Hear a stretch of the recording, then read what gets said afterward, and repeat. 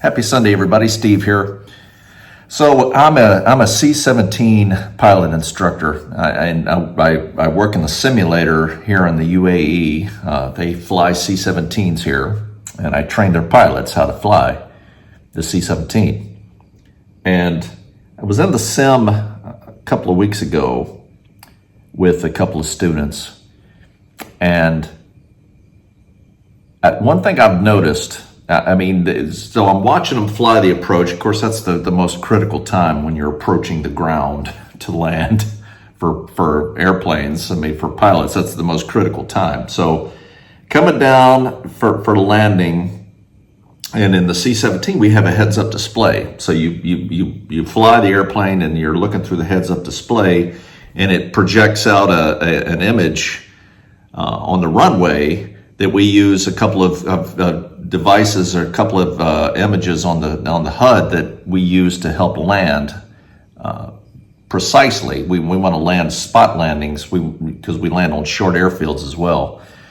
So when you do those short field landings, you got to land in the first 500 feet of the runway. On there. There's no letting it float or trying to grease it down or anything else. You want to get the plane down. Anyway, looking through the HUD, and one of the things, I was watching some pilots a couple of weeks ago, and I've really started teaching this a lot because I've noticed a trend. A lot of times these guys and gals will, there's a requirement in the C-17 that at 300 feet on your way down when you cross the 300 foot point, 300 to go to the ground, you have to be stable.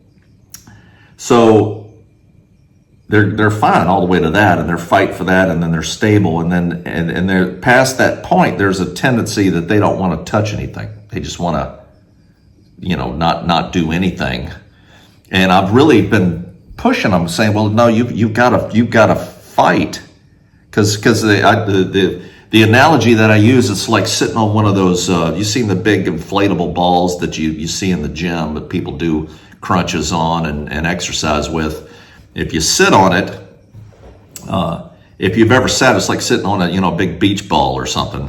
And when you're sitting on a ball like that, you've got to you're constantly moving to keep your position. And some people will take their chairs away and sit on those all the time because you're constantly you're working your core. Anyway, the point is that you have to constantly move.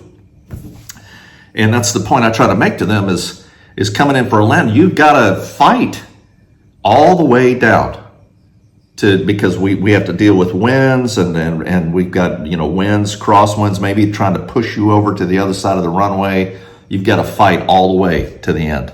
And I was coming back from the other day from the gym, and I was listening to some music, and it's kind of stuck to me. A couple of things kind of came together about finishing the race, fighting and finishing the race. And I was reading through, I was looking at Matthew 13:20, and it was the parable of the sower. And Jesus was talking about the one in particular, the seed falling on rocky ground, refers to someone who hears the word and at once receives it with joy, but since they have no root, they last only a short time. When trouble or persecution comes because of the word, they quickly fall away. And I was thinking about that, and I was thinking about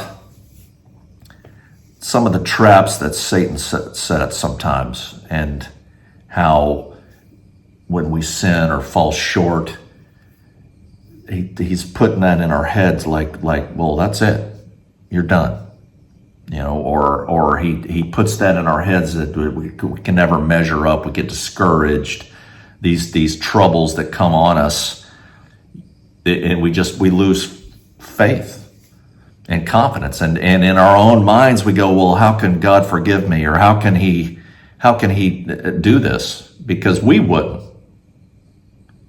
And that's the thing we conflate sometimes, is we go, well, I would never forgive somebody. Well, you're not God. And remember what they asked Jesus, well, how often should I forgive my brother? 7 times. Which I heard a sermon one time talking about that there was a requirement at the time that you had to forgive. That after the 3rd time, you didn't have to forgive anymore. and I don't know this for sure in the Jewish custom or not, but this is the point the sermon was making, and I think it was Peter was saying, well, what 7 times? It's like, well, even more, double plus 1 of that, and well, look how good I am. And Jesus was like, no, 70 times 7. And if he's asking us to do that, how much more would he do? How much more would he forgive?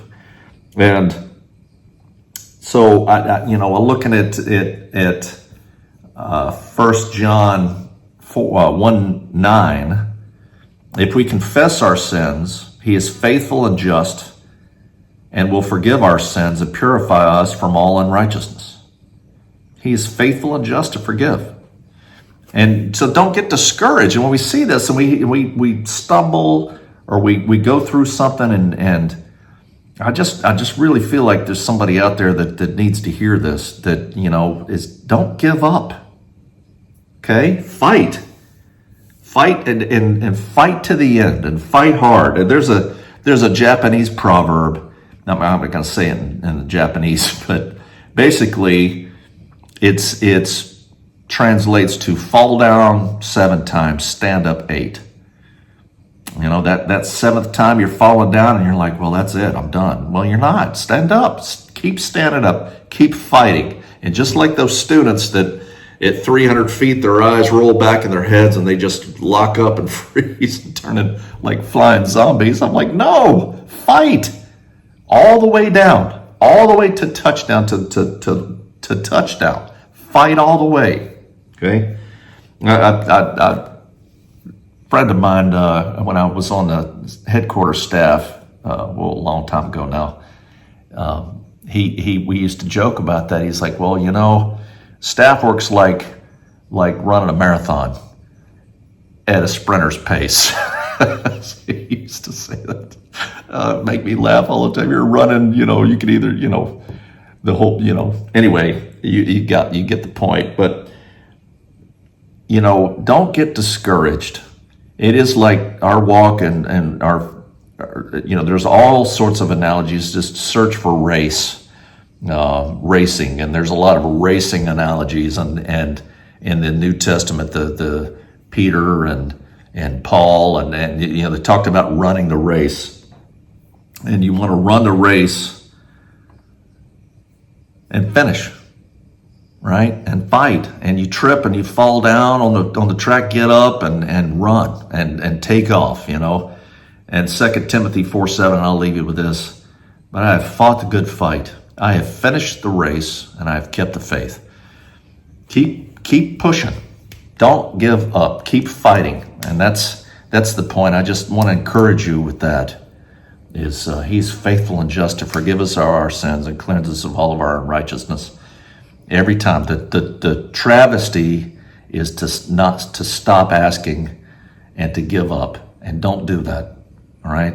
Fall down 7, stand up 8.